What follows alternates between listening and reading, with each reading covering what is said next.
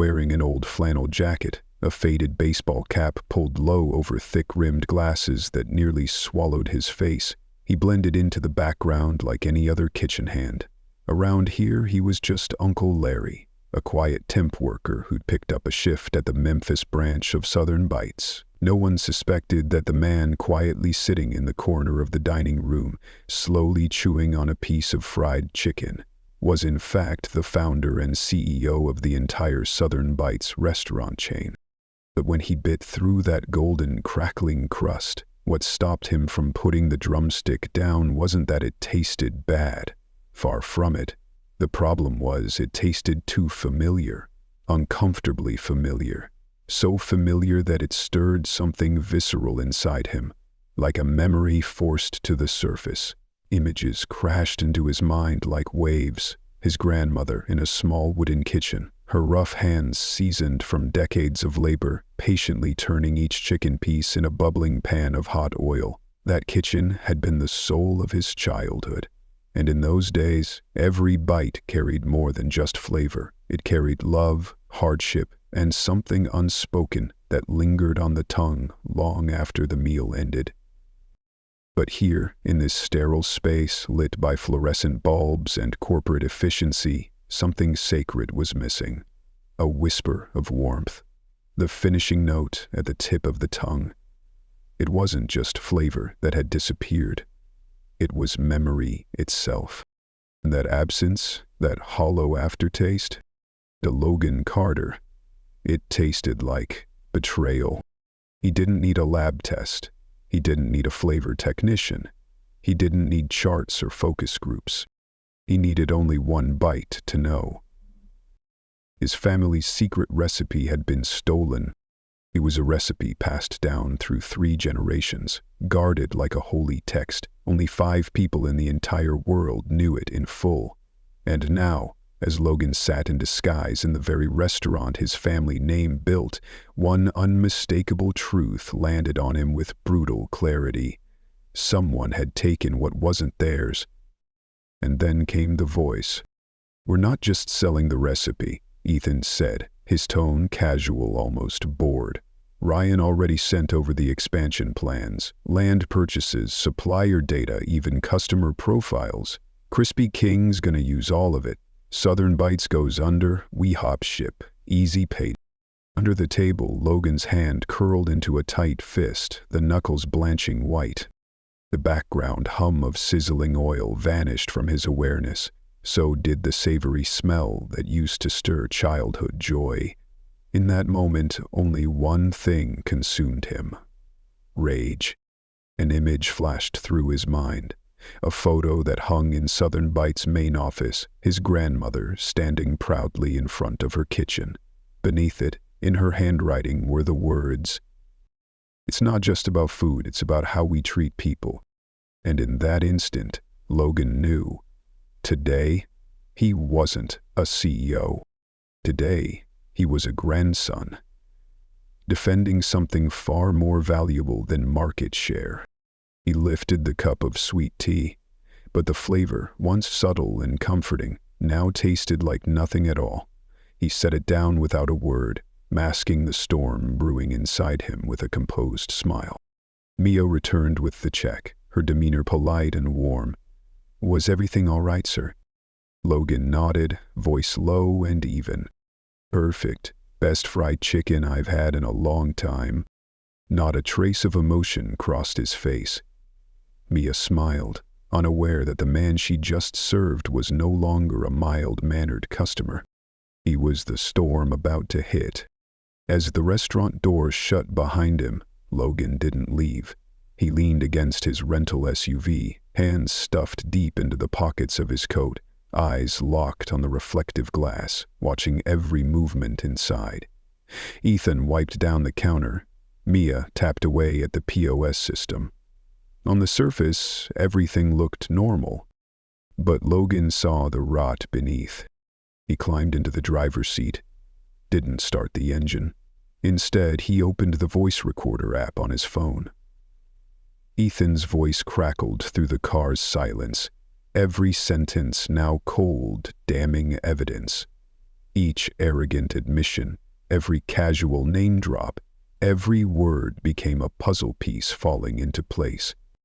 Then Logan made a call to the only person he still trusted, Diana Chin, former federal agent, now head of internal security at Southern Bites. "I need a full list of every employee with access to the core recipe system," Logan said. His voice was no longer calm, it was steel. "All server access logs from the last 90 days, internal emails, no digital reports, meet in person." Diana didn't hesitate. "I'll bring an encrypted drive." When the call ended, Logan caught a glimpse of himself in the rearview mirror. Gone was the man on the Forbes cover, the polished executive with the immaculate tie and the media-trained smile. Staring back at him now was a man undone, eyes sunken, hair messy, rage simmering just beneath the surface. Man standing at the razor edge between betrayal and justice. Back at the motel, Logan slowly peeled off the disguise he'd worn like armor. Every piece, his cap, those cheap glasses, the rumpled shirt, he placed in separate evidence bags to be handed over to the legal team if necessary. He hung his CEO suit carefully on the rack, stared at it as if it were something corrupted, like part of a life someone else had stained. Then he laid out every document about the Memphis branch. Ryan Mitchell, a branch manager once praised for being efficient and assertive, if a bit cocky. No major red flags except for a curious report, a 4% reduction in spice inventory costs, quietly approved by Jacob Reynolds, the company's COO. Jacob, the man Ethan had just mentioned. Logan underlined both names. Next, he pulled up the internal supplier list. One name jumped out. Arcline Spices, responsible for packaging spices for 37 Southern Bites locations across the Southeast. He combed through the recent orders. Volume looked normal, but the amount of grade A seasoning, down significantly from last year. This wasn't just recipe theft. Someone was manipulating the very machinery of the company, tampering with its identity. He opened a map of market shares. Crispy King had exploded into regions that used to be Southern Bites' heartland, territories that once felt untouchable, now conquered.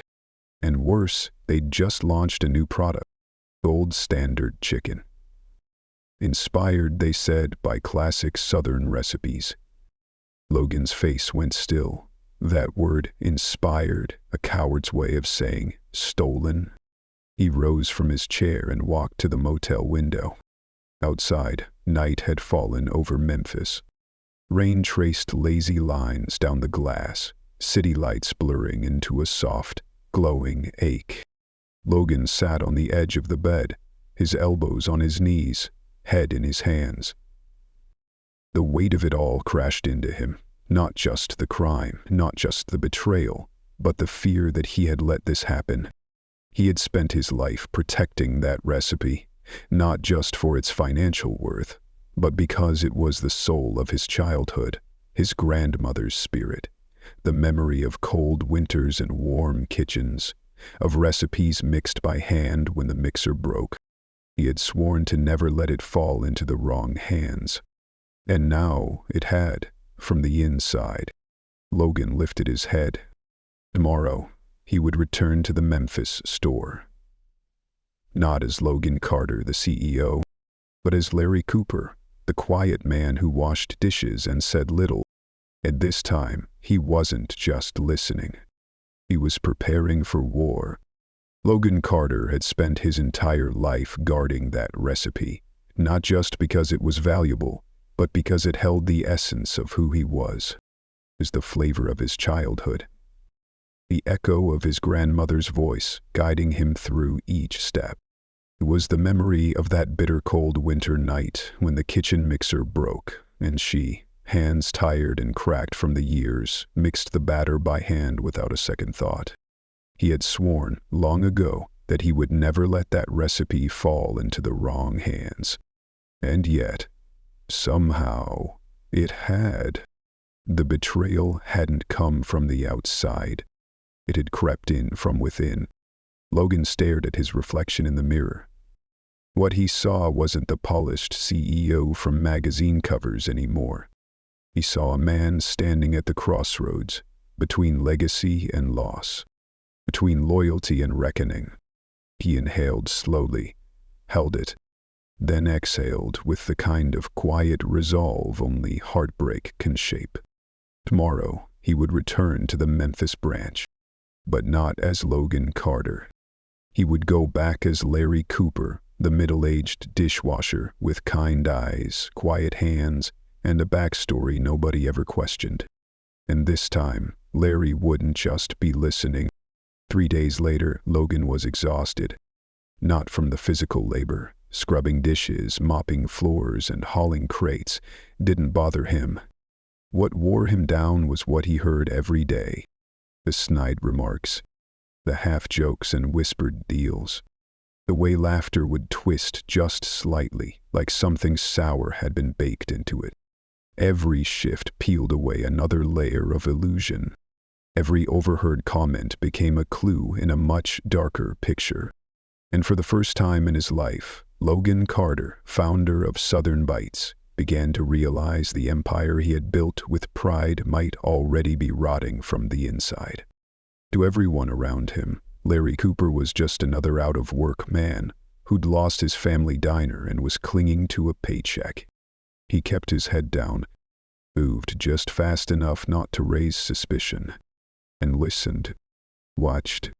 Behind the thick glasses and wrinkled shirt, Logan was collecting details. Every glance, every offhand comment, every crumpled receipt tossed carelessly into the trash. And one by one the signs emerged, signs of a system decaying beneath the surface.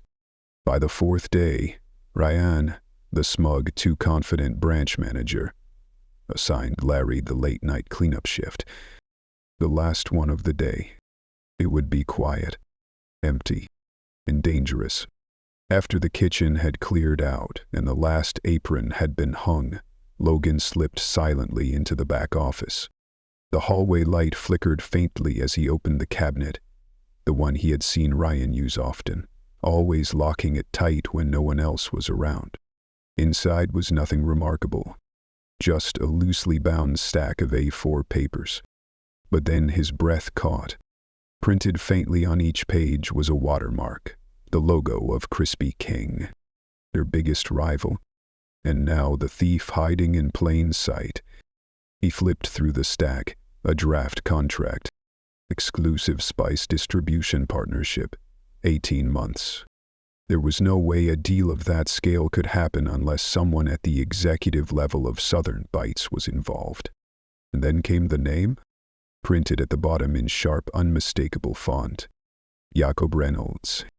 Jacob, the man he once called his right hand. The man who had held Logan's daughter in his arms at Christmas dinner and said, "We're building something great together, Logan." The chill that shot down Logan's spine had nothing to do with the air conditioning. It was betrayal, so deep, so personal, it didn't even have a name. And Logan knew this contract was just the surface. He needed hard proof. Not just whispers and theories. He needed evidence that the family recipe, known only to 4 people, had been stolen, and that Jacob was the one who handed it over.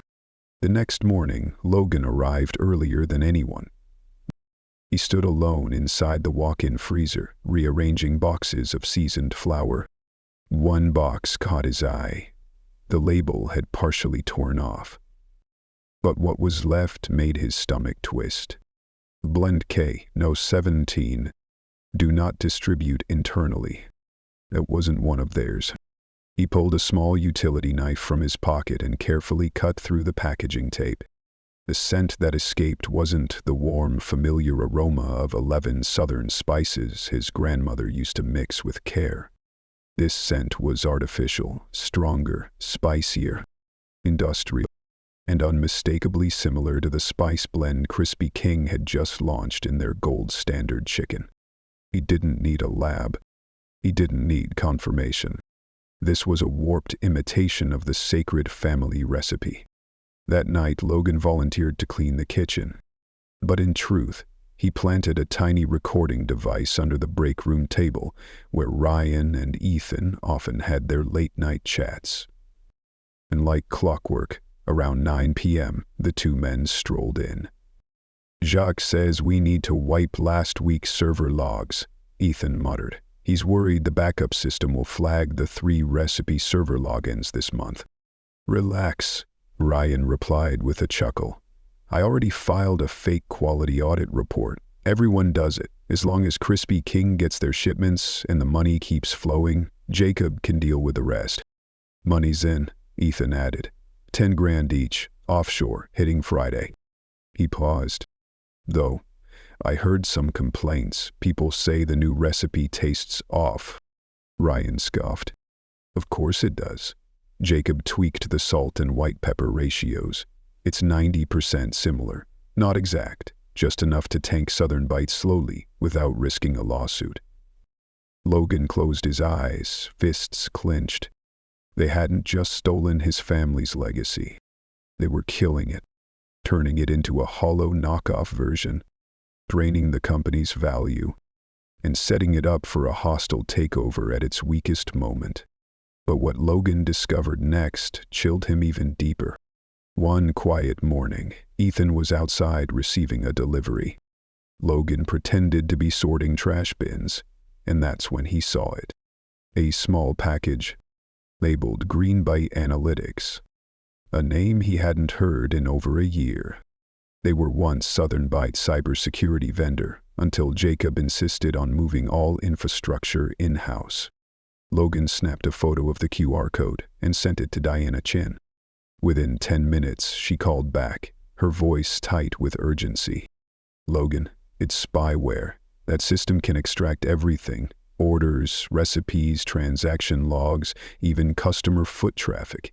Jacob could be selling Southern Bite's entire infrastructure to the competition." Logan stood frozen in the stockroom, surrounded by delivery logs, shift schedules, recipe charts, the machinery of a company he once thought unbreakable. And now, the line item might be a leak. Every clipboard a breach. This was no longer personal. This was a war for the soul of his family's legacy. That night, Logan didn't return to the motel. Instead, he walked into a small diner down the street, ordered spicy fried wings, his old college comfort food. But the taste was flat, not because the cook lacked skill, but because his mind was drowning in a single question. Why had Jacob done this? Was it money? Power? Or had he simply stopped believing in what they once built together? Logan remembered the first time Jacob pitched expanding to the southeast. The fire in his eyes, the conviction. It wasn't just ambition, it was pride. So what had killed that fire? Or had it been Logan himself? Had he, in the role of CEO, slowly become a distant, cold figure who forgot the roots of the company they once grew together? The next morning, Logan walked in like always. Fish gloves on, apron tied, head down. But this time, he wasn't just gathering evidence. He was searching for an ally, and the first name that came to mind was Mia. During a mid-shift break, he invited her out back for a cigarette, even though he didn't smoke. She fiddled with the strap of her apron, wary. "I don't think you're like them," Logan said gently. "You're not Ethan or Ryan. You're not someone who sells her soul for 20 grand. Mia hesitated. "You don't get it. My mom's in medical debt. One chemo session costs over 3 grand. When Ryan made the offer, all I could think about was her." Logan nodded, no judgment in his voice. "I understand, but I also know some prices stay with you long after the bills are paid." Mia lowered her head. "I didn't give them anything. They just told me to stay quiet. I don't even know how the recipe got out. I just didn't want to get pulled in." Logan exhaled softly. He had been right all along. Mia was the crack in the wall, the first sign that someone on the inside still had a soul. Logan spoke softly, his voice steady but urgent. If I gave you a way to make it right, not just walk away clean but actually help save this company, would you take it? Mia hesitated. Then, slowly, she nodded. But I need to know. Who are you? Logan just smiled. Think of me as someone who believes in this chicken more than anything else in the world. With Mia's help, Logan finally got the smoking gun. From a blind spot security camera in the stockroom, they pulled the footage. Ethan casually handing off a sealed spice package to an unfamiliar delivery driver. Logan zoomed in on the license plate. It was registered to a logistics company that had recently worked with Crispy King. He forwarded the clip to Diana Chin with a single message. Ready? She replied in under 30 seconds. Bugs planted in Jacob's office this morning. They'll open the decoy file. That was the trap. A near-perfect replica of the original recipe. Good enough to fool a competitor desperate for a breakthrough, but with one crucial flaw.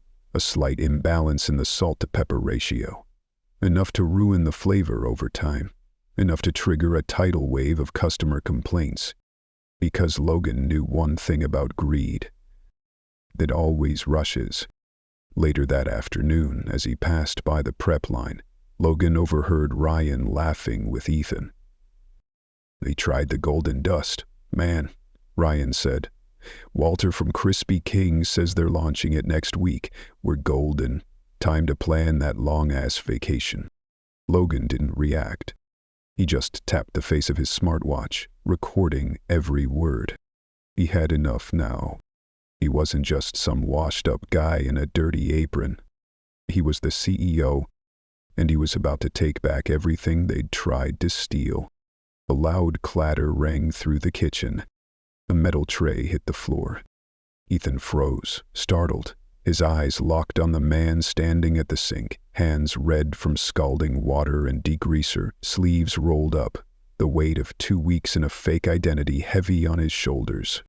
Logan Carter stood tall, no longer hiding, no longer silent. That's right, he said, voice firm and unwavering. I'm Logan Carter, and today, I'm here to take back my grandmother's chicken and the dignity of every person working in this kitchen. His voice cut through the kitchen like a cleaver through bone. The disguise may have left blisters on his hands, but it had given him something far greater, truth. He had seen everything, the black mold behind the fryer, the hushed voices behind closed doors, the laughter that wasn't honest, and the secrets that smelled worse than old grease. No boardroom could have shown him this. No quarterly report could have revealed what rot was growing beneath the surface. He had followed every breadcrumb. From Ryan Mitchell, a branch manager with ambition far bigger than his loyalty, to Ethan Dawson, a lying cook with loose lips and dirtier hands, and finally to Jacob Reynolds, the man who once held Logan's daughter in his arms and toasted to family. And now, that man had driven a knife straight into Logan's back. Diana Chin, former FBI agent and now head of internal security, had connected every thread. Deleted emails, unauthorized server access, secret meetings with Walter Reed, CEO of Crispy King, and most damning of all, the moment Jacob copied and exported a fake recipe designed to sink them. 2 days before the takedown, Logan heard Ryan's sprint into the kitchen, excitement buzzing in his voice. They took the bait. Crispy King is starting production with the formula. Jacob and Walter are coming Friday to finalize the deal. Friday, 10:00 a.m. The Betrayal would walk into their own backyard. Logan sent a message to Diana. Friday, 10:00. Legal and police. Keep it quiet. 3 days crawled by, like a fuse burning in the dark. Logan kept working, never flinched, never gave himself away. But Mia, she was unraveling. On Thursday night, he found her crying in the back of the kitchen, shoulders trembling. "What's wrong, Mia?" he asked gently. She looked up, eyes glassy under the harsh fluorescent lights. "They're making me serve it tomorrow, the fake chicken. VIP guests. I tasted, it's awful. It's not Southern Bites. I need this job, but I can't do something I know is wrong." Logan placed a firm hand on her shoulder, steady, like an anchor. "You won't have to. Just trust me." Friday morning, the restaurant buzzed like a coiled spring. Logan walked in as usual, pushing a service cart, apron tied, cap on tight. But hidden in the button of his shirt was a micro camera, a voice recorder in his front pocket. Both delivered by Diana the night before. 9:57 IEM. The front doors swung open. Jacob Reynolds walked in, perfectly polished as always. Behind him, Walter Reed, wearing that same smirk of fake charm and real calculation. Ryan ushered them into the VIP tasting room, set up like an internal preview.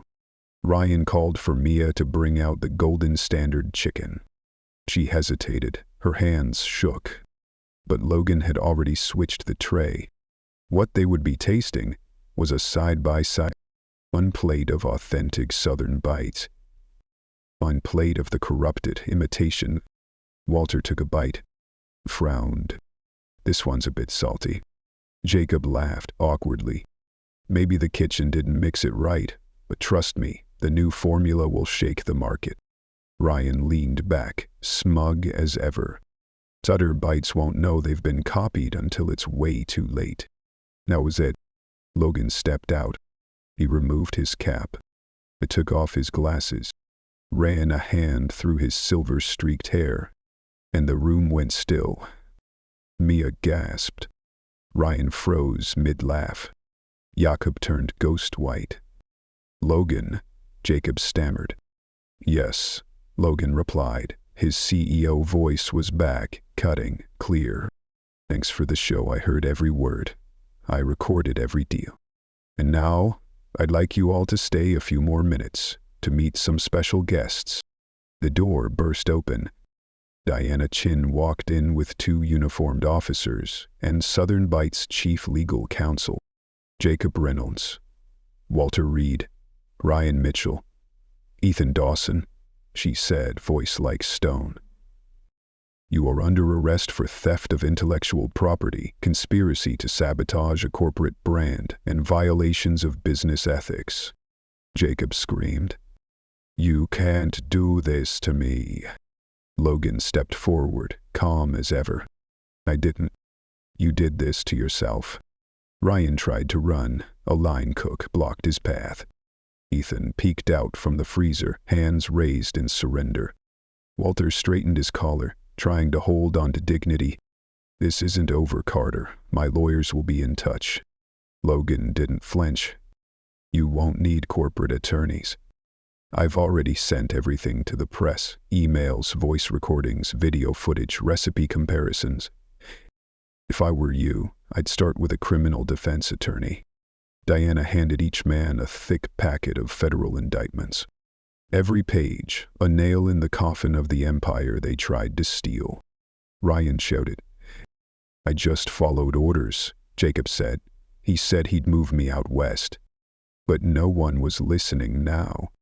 The entire kitchen staff stood silently behind the counter, eyes wide, some stunned, others starting to smile, realizing the nightmare was finally ending. Logan turned to them. "If you stood by and said nothing, today is your second chance. Tomorrow, there won't be one." He turned to Mia. She nodded. No tears this time. Only quiet resolve. And that was the moment Southern Bites began to rise again. Logan turned to Jacob, who was now in handcuffs being led away by officers. His voice was cold, measured, not loud, but sharp enough to cut through the air like glass. "I once welcomed you into my home," Logan said. "You sat at my family's table, and for what? Some offshore payout? You sold your soul." Jacob twisted his neck back, desperation filling his eyes, clinging to something that might save him. I was loyal to you once, Logan. Logan didn't blink. Loyalty doesn't begin when you're rewarded. It begins when no one is watching. An hour later, Logan stood in front of the entire Memphis branch staff. But he wasn't Larry the dishwasher anymore. He stood as who he truly was. Their CEO. White shirt, black tie, salt and pepper hair combed neatly back. But his eyes still belonged to the boy who once stood in a wooden kitchen beside his grandmother, watching her guard a bubbling pot of oil like it was sacred. He scanned the room, faces wide with disbelief, fear, hope. Then he spoke. "I want to start with this," Logan said, voice deep, steady. "I'm sorry." Silence blanketed the room, not a sound, not even the hum of the fridge. "I'm sorry for trusting the wrong people, for letting a culture of fear and manipulation fester in a place that was once built on pride and kindness." He paused, letting it sink in. "But I also want to thank you. Mia, Carlos on the grill, Linda at the register, all of you who held the line, who kept cooking, kept serving, kept believing. You kept the heart beating, just like my grandmother did in 1968. He nodded toward Diana. She clicked a remote and a projector flickered to life. A bold new blueprint filled the screen. Each slide wasn't just about rebuilding, it was about rebirth. Internal culture review led by non-management staff. A frontline ethics council made up entirely of kitchen and service workers.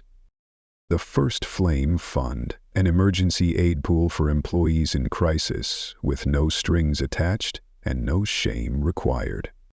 And then, Logan turned to Mia. He gestured for her to come forward. She froze for a moment, then stepped up, still in her apron, hands trembling. Logan placed a hand on her shoulder. "I'm not firing her," he said to the room. "I'm promoting her." Whispers rippled across the crowd. "Mia will serve as the first coordinator of the First Flame Fund. Because sometimes, the people who trembled when they first spoke the truth, when they had no protection, are the very ones who become the light, guiding the next generation." The applause erupted, not out of victory but from relief. Justice, for the first time in too long, had finally walked back through the front door. Mia broke into tears, not out of shame, but because, for the first time in her life, someone trusted her, not to stay silent, but to lead. Outside, as Logan stepped toward his car, his phone buzzed. A call from a media partner. "Mr. Carter," the voice said, energized. "Your Undercover video just passed 2 million views. Headline reads, 'CEO goes undercover as dishwasher to expose managers stealing family chicken recipe. You're trending as the keeper of Southern flavor.'" Logan let out a soft laugh. "Quiet, not cocky. I'm just someone who knows when fried chicken loses its soul." But deep inside, he knew this battle, while won, was only the beginning. A family legacy couldn't be protected by boardroom signatures. It had to be guarded with real hands and an uncompromising heart. The next morning, Logan arrived earlier than usual. His steps were heavy, but his gaze steady.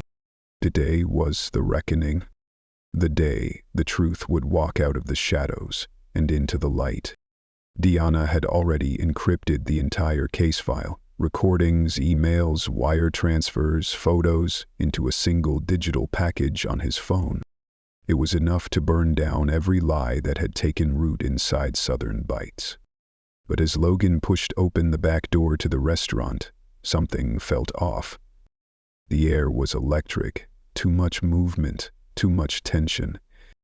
Ryan was barking orders from the center of the prep station, smug and overexcited. "We got VIPs in today," he yelled. "Everything's gotta be perfect." Logan froze mid-step. That wasn't part of the plan. Sotheby's never scheduled surprise visits unless he signed off personally. His phone buzzed in his pocket. A message from Diana. Urgency. Jacob knows. He's on his way. Get out. Now. But it was already too late. The back door slammed open. And there he was. Jacob Reynolds. Same designer suit, same confident smirk. But behind him, Logan's chest tightened. Walter Reed, the CEO of Krispy King. The man who'd turned theft into strategy and betrayal into a business model. Logan ducked into the locker room, heart racing. The disguise he'd worn to blend in had fooled strangers, but not Jacob. They had worked together for 8 years. He tapped his phone, sending Diana one last message. Both are here. Call legal. I'm going in. She replied instantly. Too risky. Wait for backup. But Logan had made his choice. He adjusted his shirt, smoothed his hair. The gray strands, once hidden under a cap, now revealed the truth. In the years, he stepped into the hallway just as the 3 men passed. His voice cut the air cleanly. Morning, Jacob. Jacob stumbled mid-stride. His arrogance cracked. Didn't expect to see you here, Logan added, especially not with such distinguished company. Jacob's face drained of color.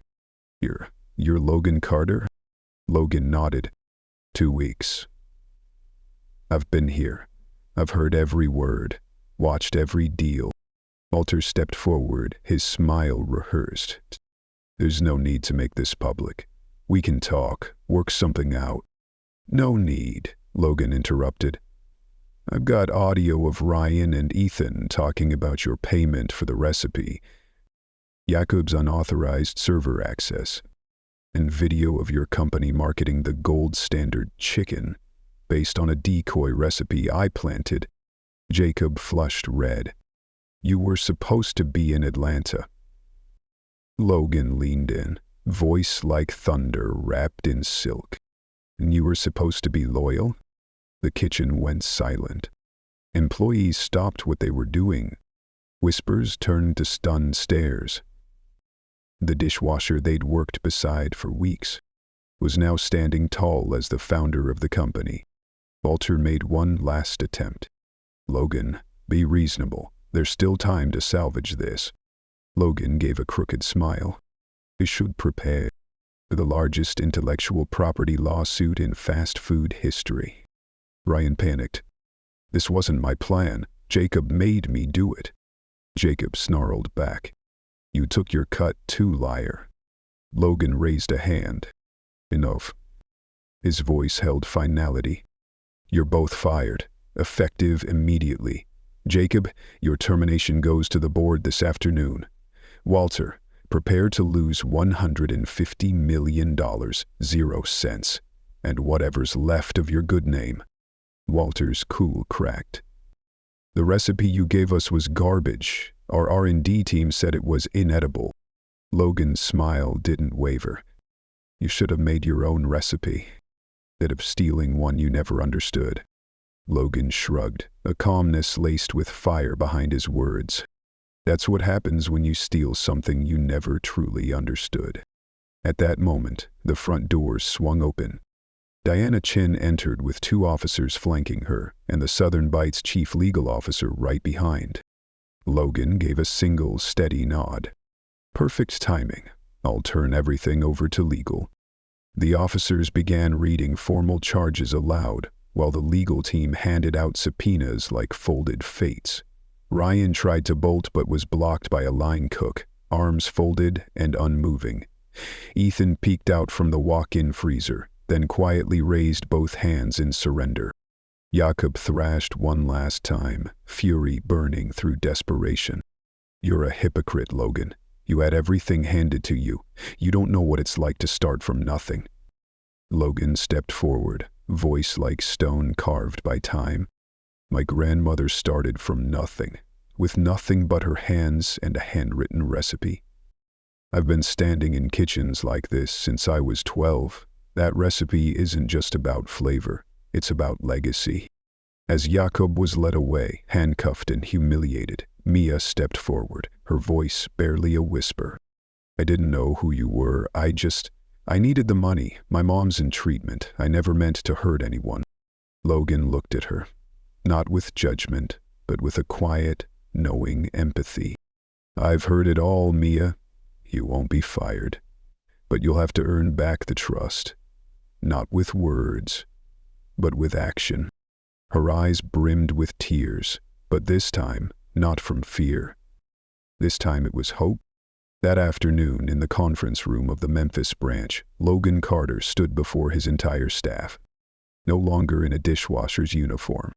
White shirt, black tie, salt and pepper hair neatly parted. But his eyes, those still held the warmth of a boy who once stood beside his grandmother at a crackling skillet, learning that food could be more than sustenance. It could be love, memory, truth.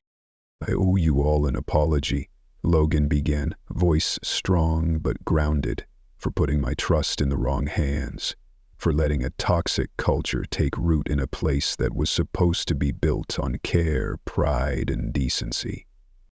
The room was completely still. He continued, but I also owe you my gratitude. People like Mia, Carlos on the grill, Linda at the register, you kept this place going. You made the chicken the way my grandmother did in 1968. With heart, not shortcuts. Diana pressed a button, the projector lit up. The bold, transformative plan filled the screen. A national internal culture audit. An ethics committee, led by frontline employees, not executives. The first Flame Fund, emergency financial support for staff, no questions asked, no dignity lost. Then Logan turned toward Mia. He called her to the front. She hesitated, but the rune gently urged her forward.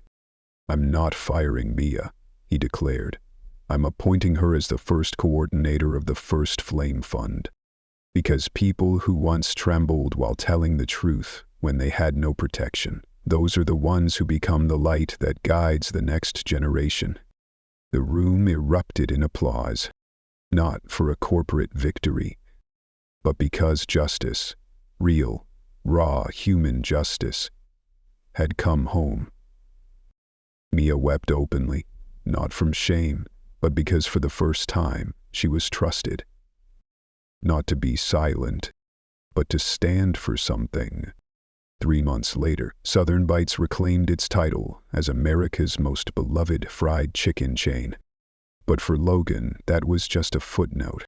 The real reward came on a quiet afternoon at a Houston store. He was sitting in uniform, on break beside 2 young staff members. One of them, a teenage boy named Malik, looked over and said, I've never seen a CEO eat with us like this. Thanks for not forgetting people like us. Logan smiled, reached for his phone, and sent a message to Mia. That kid reminded me, we're not building a company, we're building people. And if you've followed this story all the way here, then maybe you've realized Logan Carter's journey was never just about fried chicken. It was about values, about honor, about being able to wake up each morning, look in the mirror, and know you're standing for something greater than profit or position. And if this story stirred something in you, maybe a memory of a grandmother who cooked you love into every meal, or a boss who saw your worth when no one else did, or a coworker who quietly took your shift when you were too tired to go on, then we believe this story has served its purpose. We invite you to share your reflections below. Have you ever met a Logan Carter in your life? Witnessed someone quietly sacrifice to uphold what's right? Or maybe you were once a Mia, standing at the edge between right and wrong. We want to hear your story, because your voice might be exactly what someone else needs to find the strength to rise again. And if you believe the world needs more stories like this, raw, imperfect, but deeply human, hit that subscribe button. This is Moments of Quiet Truth, where we share the extraordinary journeys hiding in everyday lives. Because what makes someone truly great isn't where they stand, It's how they walk through their hardest moments. Thank you for being here, and we'll see you in the next story.